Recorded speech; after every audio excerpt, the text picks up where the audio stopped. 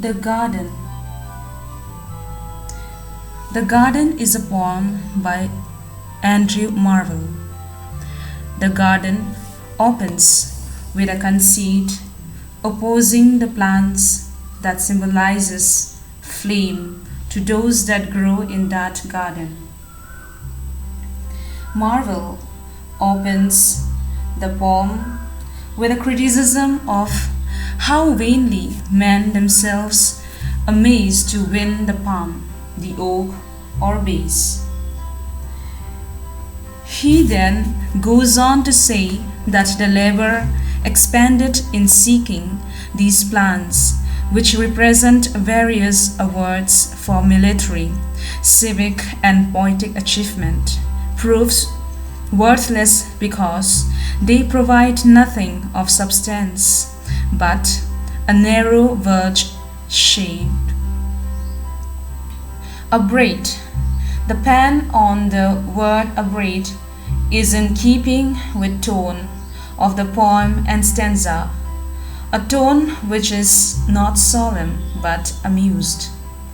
A victor's crown is braided up as a girl braids up her head. It is a woven crown, whether it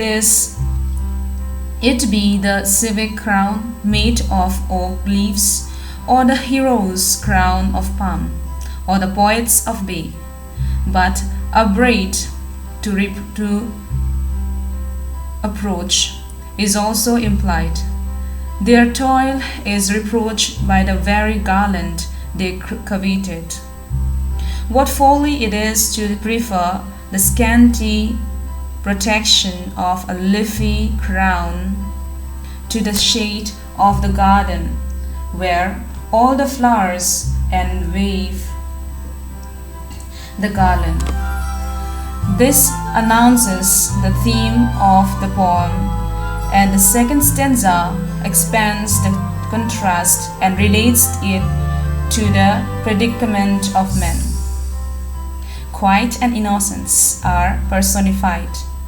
Society. A modern reader might miss the paradox of the last couplet, which would probably have been most poignant effect in the stanza for 17th century ready. It seems natural for us post-romantic to think of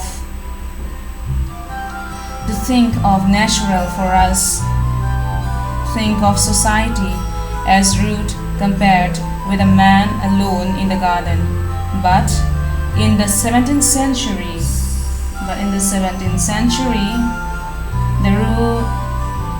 the word society implied the opposite of rudeness.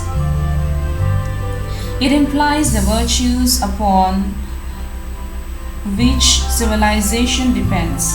When Marvell asserts that society is almost rude, but by comparison with a delicious solitude too odd to give a reader a stop, will of course also remember that there once was innocence in the garden, that is the innocence of Adam and Eve. There was innocence but not solitude.